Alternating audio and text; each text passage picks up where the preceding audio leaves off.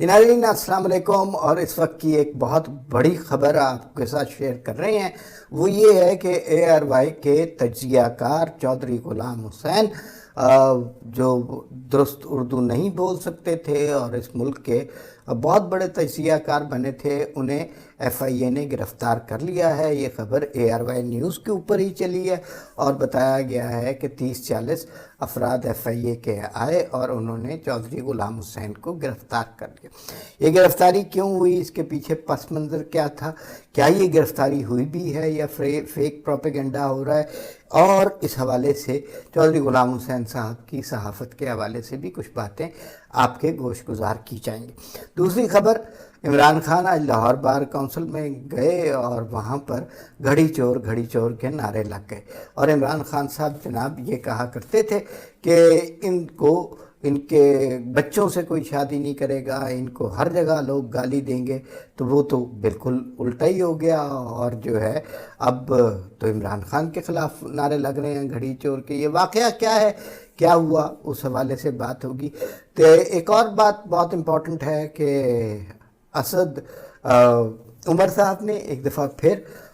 D G I S P R اور D G I S I کی press conference کے حوالے سے سخت رویہ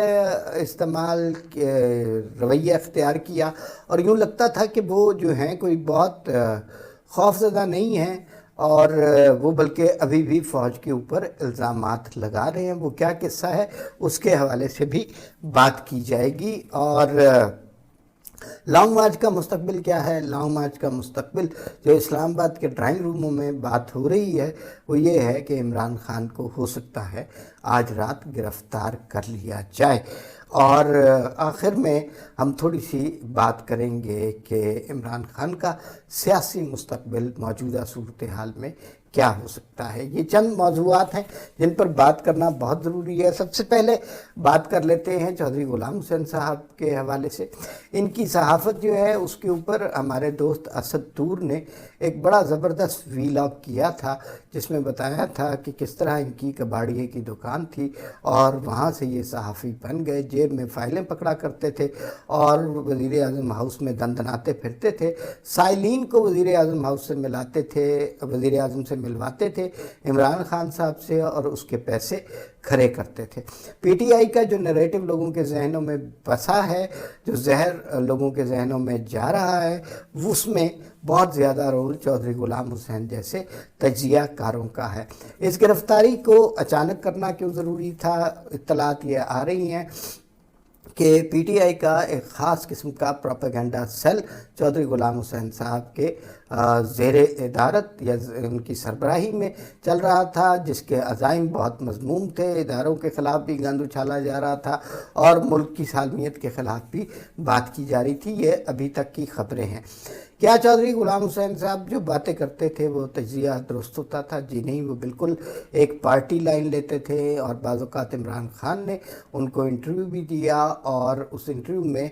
10 منٹ کا اگر کوئی سوال جواب کا سیشن ہوتا تھا، 5 منٹ یہ عمران خان کی تعریف کرتے تھے، پھر ان کے سامنے ایک ہلکی سی ڈھیلی سی بال کراتے تھے تاکہ عمران خان اس پر خوب چھکا لگا لے، اور اس طرح کے سوالات کرتے تھے کہ 92 کا جب آپ نے ورلڈ کپ جیتا تو پھر کیسا محسوس کیا؟ ظاہر ہے اچھا ہی محسوس کیا، لیکن عمران خان کے حوالے سے کریٹیکل کویسچن کوئی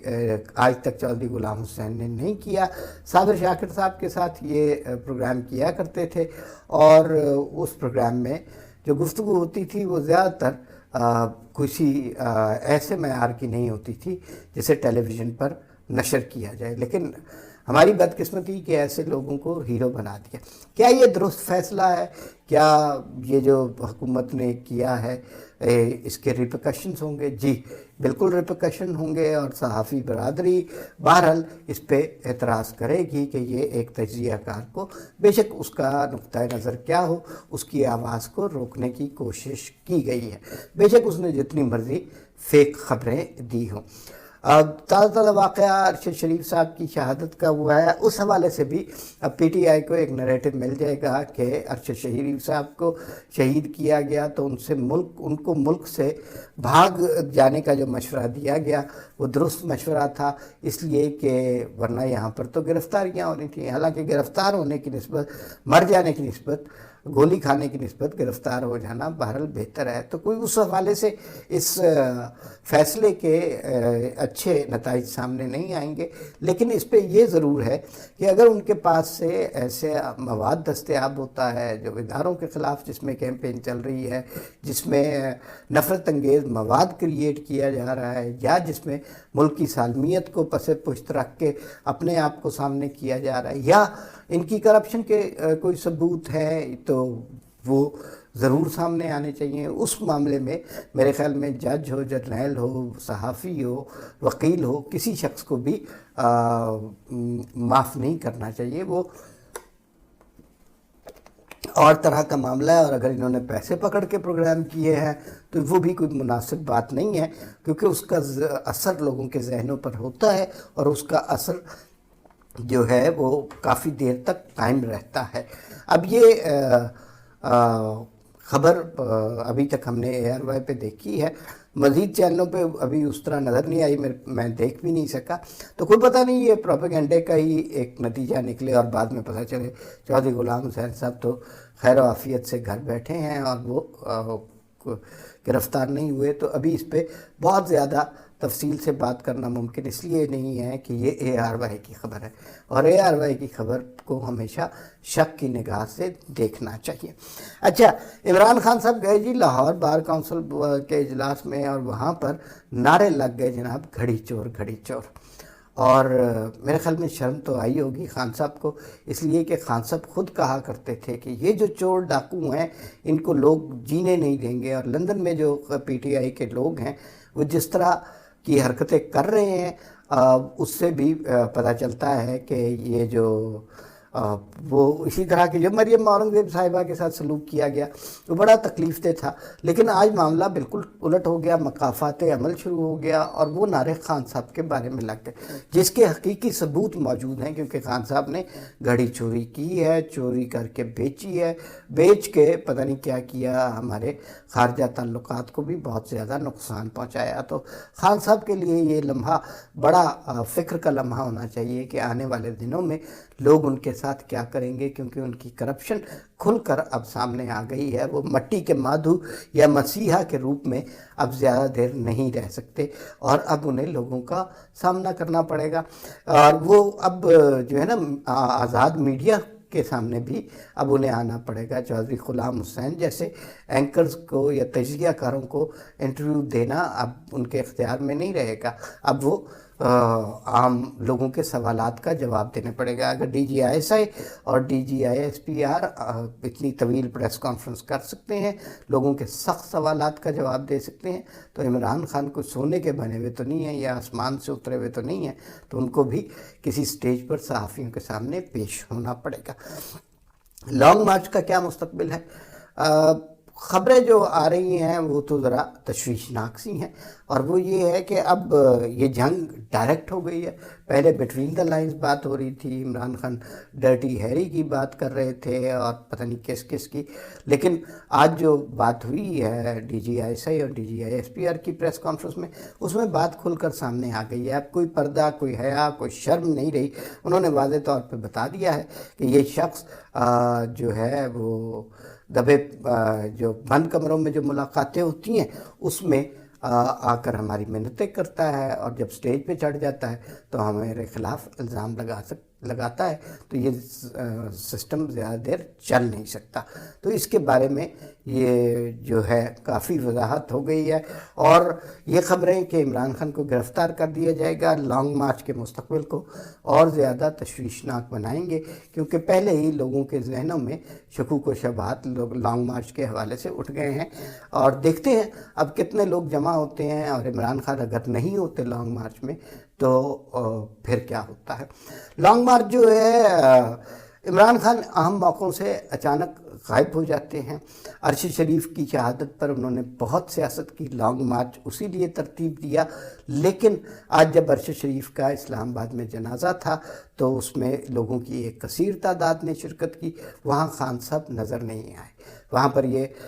باز گشت آتی رہی کہ پیروں کا چکر ہے یا جنوں کا چکر ہے یا بھوتوں کا چکر ہے، اس کی وجہ سے خان صاحب کو کسی خاص عمل کے ذریعے کسی ڈیڈ باڈی کے پاس جانے سے منع کیا، لہذا خان صاحب نہیں گئے جنازے میں۔ لیکن اگر اسی ڈیڈ باڈی پر انہوں نے اپنی سیاست چمکانی ہو، اسی ڈیڈ باڈی پر اگر انہوں نے اداروں کے خلاف نفرت پھیلانی ہو، اسی ڈیڈ باڈی پر انہوں نے لانگ مارچ کرنا ہو، تو اس کے لیے وہ تیار ہیں، لیکن جنازے پر وہ نہیں پہنچ سکتے۔ اسد عمر صاحب جو ہیں انہیں میرے خیال ابھی تک بات سمجھ نہیں آئی۔ وہ آج بھی انہوں نے پریس کانفرنس کی اور اس میں یہ کہا کہ حالات جو ہیں بہت خراب ہو رہے ہیں، اور D G I S P R نے جو کہا کہ بند کمروں میں ملاقاتیں ہو رہی تھیں تو ایکچولی، اور ایکسٹینشن کی آفر کی گئی تھی، ایکچولی مسئلہ یہ تھا کہ ایکسٹینشن جو ہے نا پی ڈی ایم نے آفر کر دی تھی، تو ہم نے کہا کہ ایکسٹینشن اگر ہی مسئلہ ہے تو ہم ایکسٹینشن دے دیتے ہیں۔ یہ انہوں نے اتنی معصومانہ بات کی جیسے بڑے معصوم سے بچے ہوتے ہیں کہ اس نے یہ کیا ہے تو میں بھی یہ کر دیتا ہوں، تو اس کا مطلب ہے کہ وہ پی ڈی ایم کی ہر بات مانتے ہیں۔ پی ڈی ایم اگر کہہ رہی ہے کہ اگلے سال اکتوبر نومبر میں الیکشن ہوں گے تو یہ بھی بات مان لیں، یہ بھی جا کے کہہ دیں جی کہ نہیں وہ کہہ رہے ہیں تو ہم بھی کہہ دیتے ہیں۔ تو یہ کافی احمقانہ سی دلیل دی ہے، اور ساتھ ساتھ انہوں نے یہ بھی کہا کہ اگر بند کمروں کی باتیں سامنے آ گئیں تو پھر بہت زیادہ مشکل ہوگی۔ انہیں اندازہ نہیں ہے کہ بند کمروں کی باتیں اگر سامنے آ گئیں تو عمران خان اس قوم کو اپنا منہ نہیں دکھا سکیں گے، ان کے پاس کہنے کے لیے کچھ نہیں بچے گا۔ وہ جو کچھ فورتھ فلور پہ ہو رہا تھا وہ اگر سامنے آ گیا تو کچھ بھی نہیں بچے گا۔ تو پھر جب آپ جنگ میں جاتے ہیں، جب آپ کسی بڑی قوت سے اختلاف رکھتے ہیں تو آپ کو سمجھنا چاہیے کہ اس کی ریپرکشنز کیا ہو سکتی ہیں۔ لیکن آج جو پی ٹی آئی کے رہنماؤں نے پریس کانفرنس کی، اس سے یوں لگا کہ جیسے بات انہیں سمجھ نہیں آئی یا سمجھ آ گئی ہے، وہ سمجھنا نہیں چاہ رہے۔ حالات عمران خان کی طرف ایک تاریک، عمران خان کے تاریک مستقبل کی نشاندہی کر رہے ہیں، کیونکہ اب بڑی وضاحت سے یہ بتا دیا گیا ہے کہ اصل میں فتنہ پھیلانے والا شخص، اس معاشرے کو تباہ کرنے والا، اداروں کے خلاف کیمپین کرنے والا شخص ایک ہی ہے، اور اس کا نام ہے عمران خان۔ اور عرش شریف کی جو شہادت ہے اس کے پیچھے بھی جب یہ عقدہ کھلے گا تو کوئی اسی طرح کا نام منظر عام پر آئے گا۔ فی الوقت اتنا ہی، پھر ملاقات ہوگی۔ اللہ حافظ۔